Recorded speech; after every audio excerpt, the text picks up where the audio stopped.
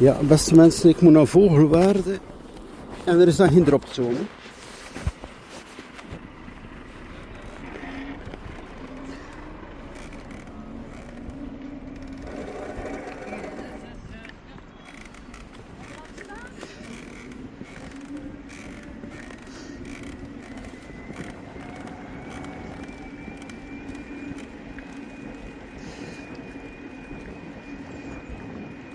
Zie je het grote nadeel hier, en nu wil ik het even tonen in de praktijk.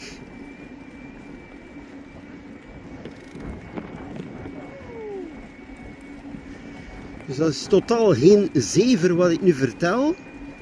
Het gebeurt dat je dus op verschillende locaties moet zijn voor een afspraak. Bijvoorbeeld over de grens, in Hulst, dan zo'n Vogelwaarde.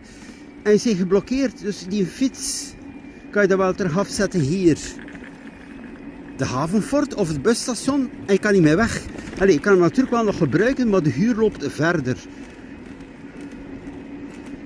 De huur loopt totdat je hem dus terugzet aan een dropzone.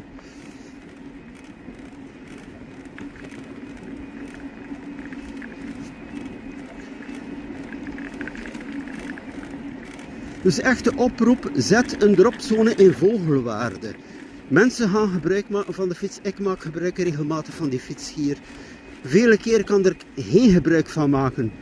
Ja, omdat er geen startlocatie is in Vogelwaarde. Ik kan dus wel hem huren van de grens. En dan terugkeren, maar ik kan hem niet afzetten. Zo, beste mensen, intrede van de Donkey Republiek. Dashen in Vogelwaarde.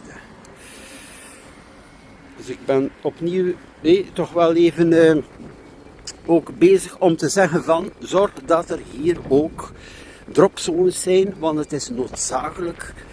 Deze fietsen zijn bijzonder praktisch. Zo, ik nader hier de parking van de sportterrein. Dus hier heb ik ook dus de laatste keer een short gemaakt om te zeggen van, zet hier een dropzone. Nee, meer bepaald hier, er is plaats. Mensen kunnen gebruik maken van de fiets. Het is bijzonder praktisch voor de stad, voor de grens, voor Sint-Niklaas en zelfs tot Antwerpen. Ja, de mensen zitten hier al te kijken op straat. Ze denken nu dat die fietsen hier ter beschikking zijn, hè? Want ze zijn wel bekend.